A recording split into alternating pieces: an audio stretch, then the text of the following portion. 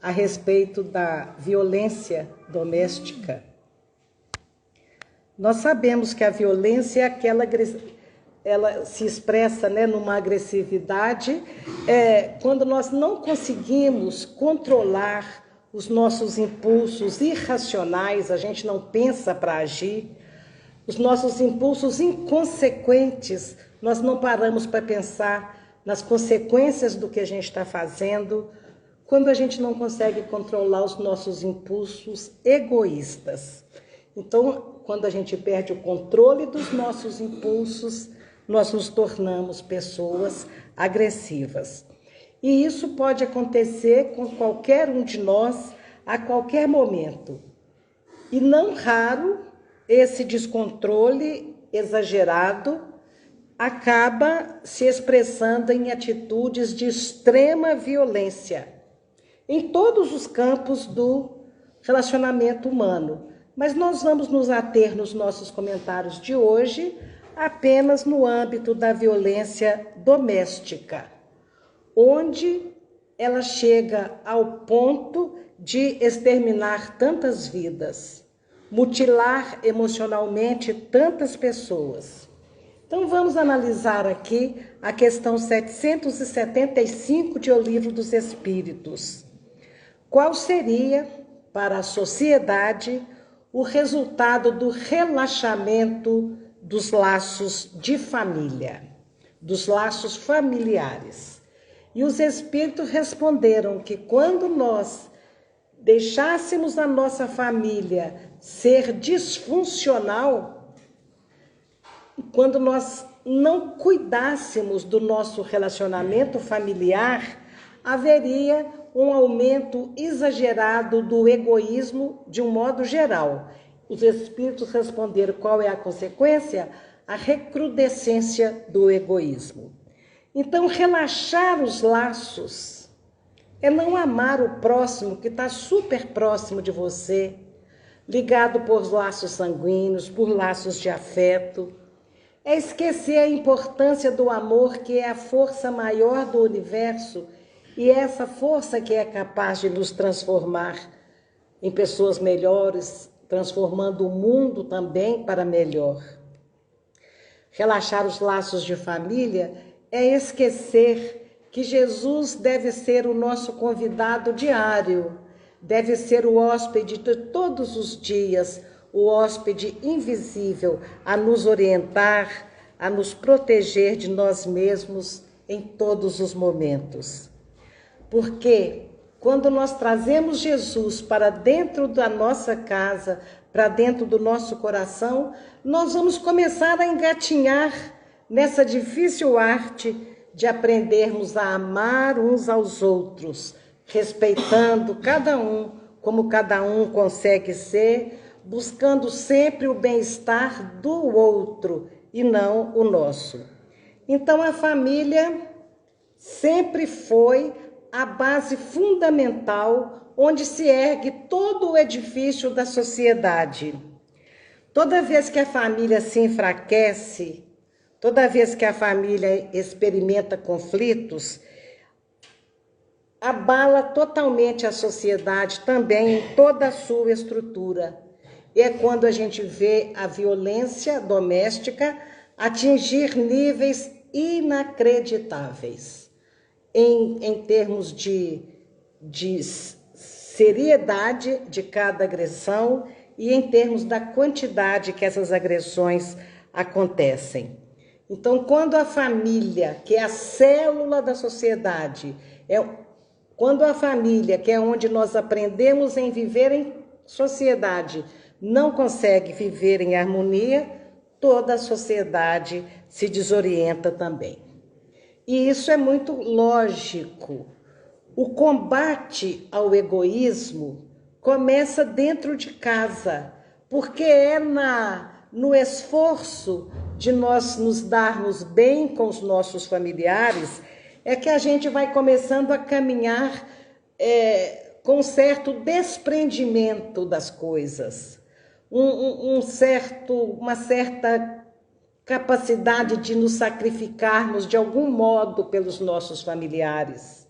de renunciar a alguns quereres em função do bem da coletividade.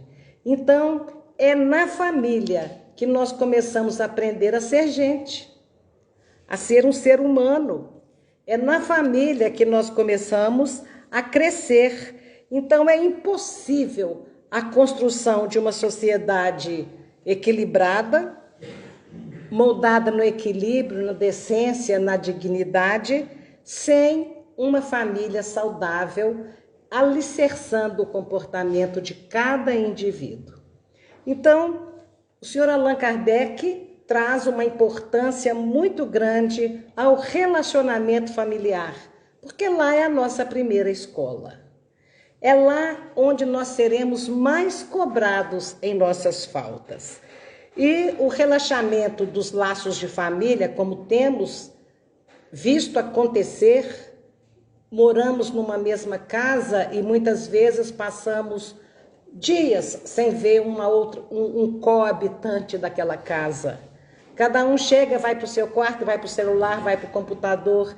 Não há aquele convívio familiar saudável onde nós podemos estreitar os laços, nos interessar uns pelos outros. Isso é relaxar os laços de família. E isso é que tem trazido esta volta da humanidade ao egoísmo, ao primitivismo, à animalidade. Porque isto nós perdíamos nos nossos relacionamentos familiares. Quando a gente não capricha nesses relacionamentos, é um desastre total. Os conflitos familiares acontecem, é normal que aconteçam. Mas quando eles não são trabalhados adequadamente no diálogo, na tolerância mútua, os familiares param de conversar, então aí é que começa a surgir aquela mágoa, da mágoa do pensamento ruim para o outro, parte para uma palavra maldita, mal falada, né? Para o outro, e vai esse desmanchar dos laços familiares, vai aumentando numa forma crescente até chegar no ponto da violência física. Então, um problema, um conflito que começou e poderia ter sido resolvido com paciência, civilidade, educação, vai sedimentando o desalento, vai sedimentando e aumentando o desprazer de estar junto com a família. E esses problemas, eles não se resolvem sozinhos. É preciso realmente do diálogo. Então, começam a acontecer as agressões. E as agressões, nós não estamos falando só da agressão física, mas nós estamos falando também de outras agressões menos visíveis, onde o familiar que está sofrendo esse tipo de agressão, ele só sabe que ele está muito infeliz, mas ele não consegue nem detectar por que ele está feliz. Porque quando a família começa a ser disfuncional, acontece a questão da negligência, de não se importar com o outro, acontece a questão do abandono, e o abandono não é só quando a pessoa enche a mala de roupa e sai de casa, é aquele abandono emocional, onde a indiferença, né, tá ali permeando todo o relacionamento. E existe também a violência moral, quando um cônjuge, um filho, um irmão, um pai, uma mãe, não importa o status dentro da família, mas quando um começa a caluniar o outro, difamar, injuriar, afetar a honra do outro de alguma forma, e isso nós não estamos falando de violência doméstica contra a mulher. Nós estamos falando da violência doméstica de um modo geral. Podemos citar um tipo de violência que se chama patrimonial. A gente consegue mais ou menos imaginar que tipo de violência é essa. Quando implica num dano, numa perda ou quando você tira alguma coisa de alguém, quando você destrói um objeto de alguém por gosto, quando você retém um objeto para que ninguém mais use, sendo que aquilo é de uso de todo mundo, quando você esconde os documentos, tem isso. As pessoas, vou esconder essa carteira de identidade aqui, eu vou esconder esse cartão aqui, eu vou esconder esse CPF aqui, quero ver como é que fulano vai se virar hoje. Então, existe esse tipo de violência, onde você vai minando, né, os direitos de cada um. A violência psicológica, ela é silenciosa e também exercida por ambos os sexos quando você quer controlar as ações do outro. Eu me lembro um dia, Chico Xavier olhou para uma senhora estarrecido. Ela falou, Chico, eu estou precisando de educar a minha mediunidade e eu não posso ir no médico, ir ao centro, porque meu marido não deixa eu ir ao centro. Ele olhou assim para a roda e falou assim, eu não consigo compreender isso. Ele dizia, eu não consigo compreender uma situação dessa. Um adulto proibir um outro adulto de exercer o seu livre-arbítrio. Ele realmente achou aquilo a coisa mais estranha do mundo.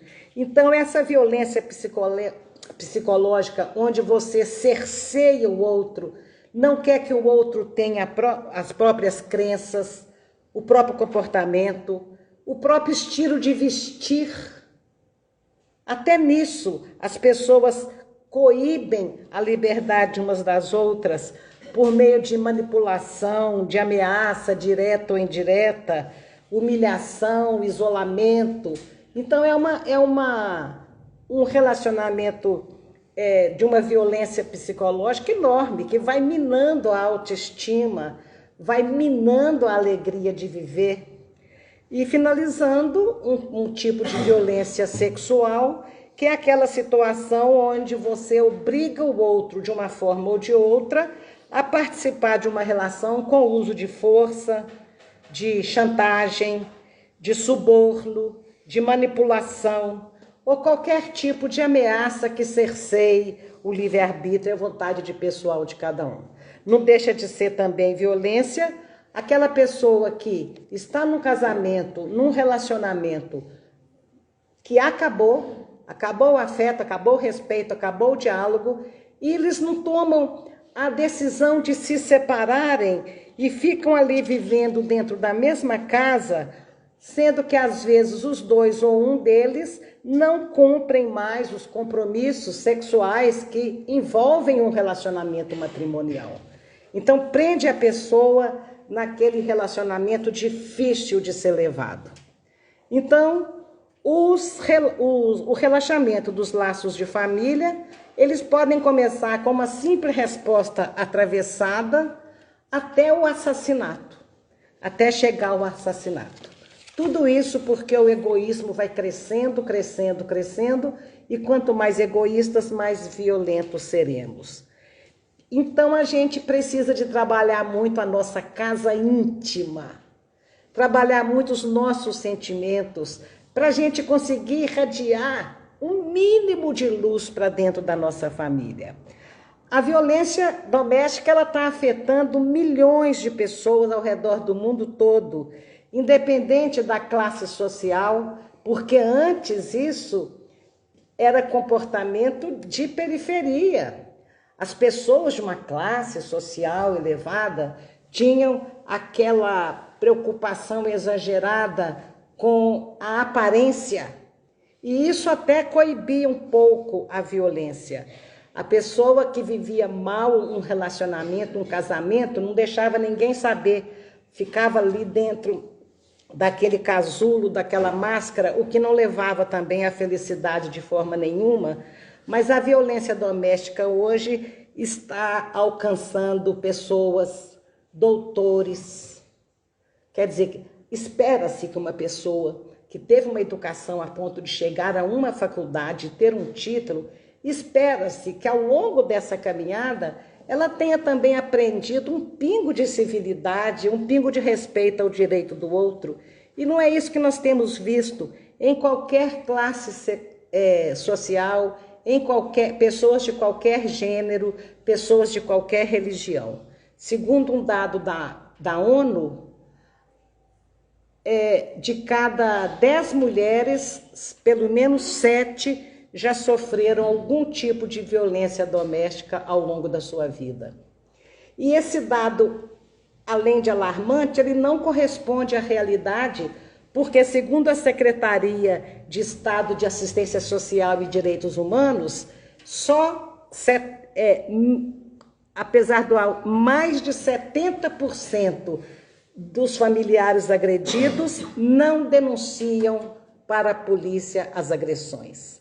Então, a gente imagina que nós estamos falando aqui de uma problemática muito constante, muito ampla em nossas vidas. Os antropólogos, os sociólogos, a mídia, de um modo geral, têm falado deste crescimento da violência doméstica. Os dados mostram que isso está crescendo a cada dia e eles mostram as causas. Vamos ver as causas que eles mostram. A primeira, todo mundo sabe. Por que muitos estão assassinando as mulheres? Não aceito o fim do relacionamento. Exatamente, esta é a primeira causa dos feminicídios, né? Não aceitam o fim do relacionamento. O homem vai e mata, e a mulher mata o cara aos pouquinhos quando ela não aceita. Mas não com essa violência. Então, essa é a primeira causa.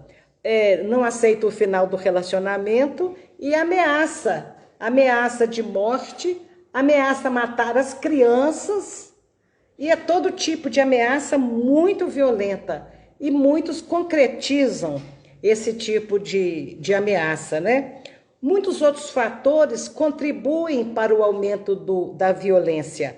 A falta de educação, a gente falava que um título acadêmico não tem proporcionado às pessoas educação de como viver em família, e eu volto lá na questão antiga da educação moral e cívica que as escolas tinham antigamente, não tem mais.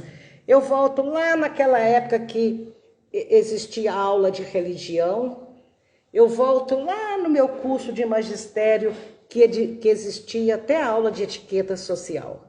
Então, nós éramos preparados como pessoas também. Acabávamos sendo preparados como pessoas. Hoje o aluno é um número e aprende apenas o conteúdo escolar. O processo educacional não existe. Então, um dos grandes problemas é essa falta de educação, a falta de conscientização, os psicólogos levantam, a desigualdade de gêneros, que é a questão que a gente levantou, e a quarta questão que eles mostram é o estresse que todo mundo vive, resultante da vida moderna, da luta aí pela sobrevivência. A violência também existe porque muitas pessoas cresceram num ambiente onde a violência é normal, ela foi normatizada ali de alguma forma, normalizada de alguma forma. Então, não há, para os novos lares que se formam, eles não estão vindo de um modelo familiar harmônico. Às vezes, eles também estão vindo de um modelo familiar violento. E as pessoas vão reproduzindo aquele ciclo de violência e vão educando dentro dos princípios de violência. Uma mãe me comentava comigo que a filha de 7 anos teve um comportamento super inadequado com o coleguinha, onde começou aquela fofoquinha, fulano tá namorando B. C ficou enciumada e foi e dedou o namoro para a mãe da menina. Imagina, ele telefonou e contou, olha, tá todo mundo na sala comentando que fulano e fulano estão namorando. 7 anos. Então, a mãe, alguém disse, É preciso de educar essa criança. Ela não pode dedar o colega assim. Ela não pode ter esse comportamento X9, que ela vai ficar mal aceita. E aí, a mãe que comentou falou comigo assim, não, ela fez isso por ciúme. Eu achei até bonitinho. Então, quer dizer, se você sente ciúme, você pode ter uma reação totalmente inadequada, porque o ciúme vai justificar. É assim que vamos passando valores horríveis ou deixando de passar valores mais sólidos sem nem percebermos, sem nem a gente perceber. Allan Kardec nos fala da importância da educação, não da educação acadêmica só, mas da educação moral, onde se formam os caracteres. O caráter da pessoa é formado dentro de casa. O caráter.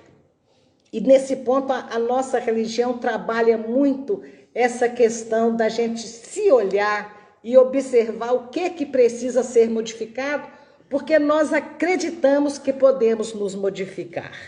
Então as crianças sofrem muito no ambiente de agressividade, de pancadaria. Eles assistem a cenas terríveis, muitas das vezes entram para dentro do quarto, debaixo de uma cama, dentro de um armário, para não sobrar para eles, porque às vezes a violência abrange vários membros da família ao mesmo tempo. E o problema sério não é aquele choro só de momento, não. É um sofrimento que pode começar na infância, se prolongar na adolescência, atingir a fase adulta como uma pessoa totalmente desarmonizada emocionalmente e que, pior, os psicólogos dizem, essas pessoas terão a tendência em repetir aquele comportamento violento. Porque viram isso, foi assim que eles viram a vida toda. Então, além de assistir à violência, as crianças são vítimas também dela. Eu fico até meio preocupada em citar a quantidade de casos de espectro autista que tem aparecido. Muitos deles, as causas são várias, mas muitos deles, a criança não aguenta aquele ambiente que ela está vivendo. Ela então se fecha dentro dela mesma e vai se fechando cada vez mais até chegar no espectro autista, porque ela não está suportando ver aquilo. Então as crianças, elas sofrem de ver isso e muito pior quando elas próprias são vítimas da violência, inclusive os índices de violência sexual é alarmante quando se trata do agressor ser sempre alguém da família. Isso é muito sério. Hoje eu passava em frente a uma televisão na hora do almoço quando eu ouvi a repórter dizendo de uma criança de 45 dias que estava no pronto-socorro, que levou um soco do pai. Isso é muito chocante para todos nós, e a gente vai vendo isso, às vezes a gente passa e continua a nossa caminhada, nossa perna nem bambeia, porque é mais um pai que bateu numa criança.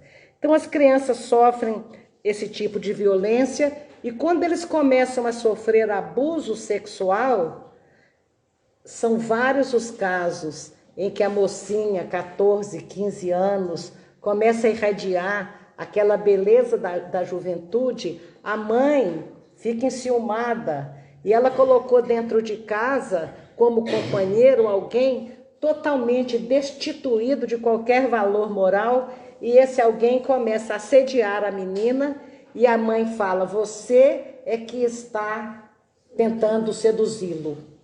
É você que vai sair daqui. Muitas saem por esse motivo. É muito triste ver a pessoa colocar a si própria, uma mãe. É mais importante para mim ter este homem aqui. Uma senhora que queria fazer faxina, pedindo faxina, disse para mim, é porque prenderam o meu marido. Prenderam? Prenderam e agora ele não está pondo dinheiro dentro de casa. Ele era muito mal com meus filhos, batia neles todos e ainda parece que andava se engraçando com a minha moça. Mas eu precisava dele para manter a casa. Então, a gente vê coisas pelo descaso da sociedade de alimentar, de ter políticas públicas razoáveis, e acontecem esses dramas terríveis, né? Então, muitos pais vê uma criança arredia, vê a criança tendo um comportamento estranho e tem que ir lá e falar o que está acontecendo, estabelecer um diálogo, até a criança ter coragem de contar o que está acontecendo, porque muitos não contam, sofrem o assédio durante anos, por volta de 14 anos, 12, saem de casa e não voltam mais. A rua está cheia de crianças nesse contexto. Laços de família destruídos, né? A pessoa casa, forma uma família sem a menor noção da responsabilidade que é isso, e Santo Agostinho nos alertava no Livro dos Espíritos que Deus, a primeira coisa que nós seremos cobrados vai ser isso: o que você fez do Espírito que eu coloquei nas suas mãos como filho? Como é que você formou isso? Como é que você educou esse caráter? O que você fez para melhorar aquela alma que chegou e chegou para que se tornasse uma pessoa melhor? Então, a questão da desigualdade de gêneros, onde o homem não aceita o fim do relacionamento, essa questão desse machismo, em Minas ele é muito pior. Existem dados onde a violência por maridos, por homens que não aceitam o final do relacionamento é muito maior em Minas, devido ao fato de Minas ter uma sociedade conservadora e patriarcal. Que coisa! E é no lado ruim que ela é conservadora. O homem manda, a mulher obedece. O homem é superior, a mulher é inferior. O trabalhar para a igualdade de gêneros, trazendo o relacionamento para essa horizontalidade, né? É trabalhar a cultura, é mexer num processo histórico, social, cultural muito entranhado, mas é preciso de trabalhar essa igualdade sempre, em todas as situações. Em todas as situações. Homem não chora, homem é forte. Homem chora sim. Mulher chora sempre, não precisa de chorar toda hora. Então a gente vai estabelecendo uma desigualdade de gêneros desde pequenininhos. E a gente vai consolidando isso, e o avanço desse conservadorismo, principalmente em Minas Gerais, é um dos aumentos da questão da violência doméstica, porque quando o homem patriarcal quer impor a sua vontade, ele vai fazer isso mesmo que seja pela força. Até há um século atrás, ele podia bater na mulher dele, ele que mandava nela. Ele podia bater nela. Briga de marido e mulher, ninguém entra a colher, enfia a colher. Não, é a mulher dele, ele pode bater nela. Era um regime assim meio de escravidão, e isso tem pouco tempo, gente. Então, mudar uma coisa desse jeito de uma hora para outra, só com um processo de educação bem trabalhado, né? Uma conscientização, para romper esse ciclo, né?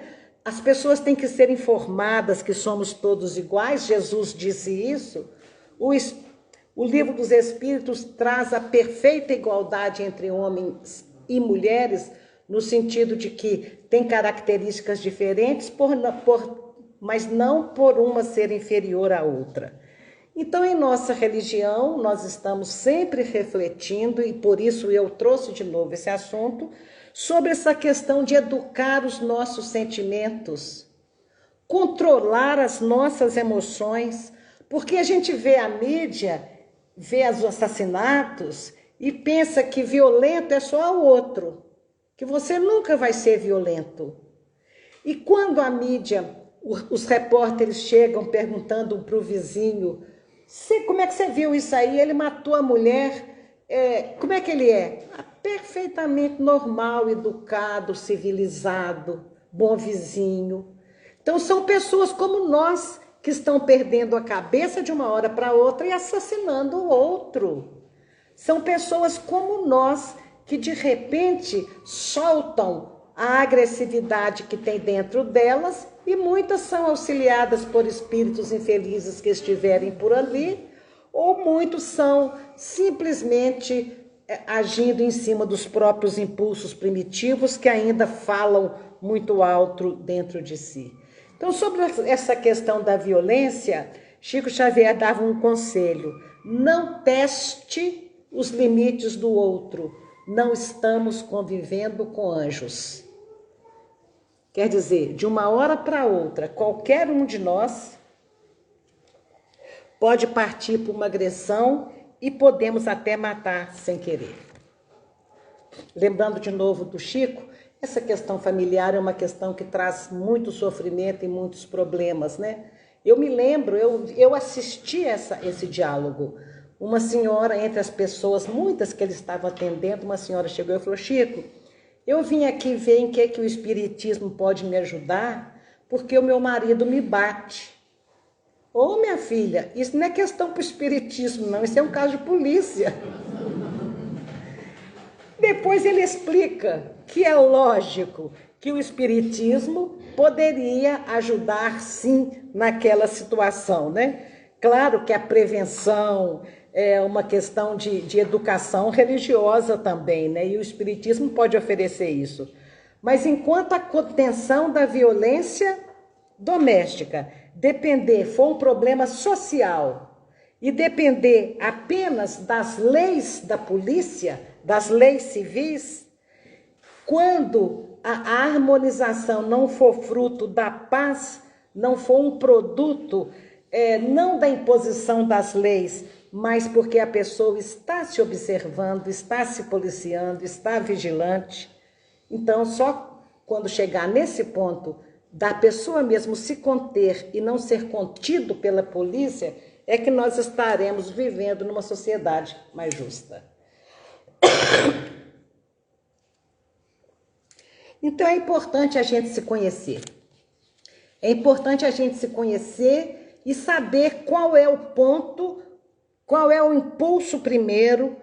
É importante a gente conhecer as nossas limitações, as nossas fraquezas, as nossas tendências negativas, porque quando a gente se conhece e sabemos o risco que o nosso destempero pode causar a nós a qualquer momento, quando a gente sabe disso, a gente vai ter uma condição melhor de lidar com essa situação. Nós somos responsáveis por nós. Ninguém pode dizer, eu não tive escolha. Temos sim. Em todas as situações, nós temos escolha. E quanto mais a gente se conhecer, melhores escolhas nós vamos fazer. As agressões podem atingir o corpo físico, aquela mulher que deu origem à Lei Maria da Penha. De vez em quando ela aparece na televisão numa cadeira de rodas. Não sei que tipo de agressão ela sofreu. Oi? Foi um tiro? Então, esse tipo de agressão, esse tipo de mal que você faz no outro, lesa o seu próprio perispírito. E se a pessoa não perdoar, ela sai lesada também do corpo físico. Se ela não administrar aquela dor com resignação diante do irremediável, ela também vai sair paraplégica, mesmo que deixe o corpo físico aqui. E o agressor, mais ainda, ele vai imprimir no próprio corpo dele aquele mal que ele causou no outro. Lembro Chico Xavier mais uma vez. Ele dizia que se os assassinos souberem a situação em que eles chegam no mundo espiritual, ninguém jamais empunharia uma arma para agredir o outro. Ele fala que é um sofrimento de séculos. E os piores sofrimentos, entre os piores sofrimentos, está naquele que assassinou e se matou em seguida.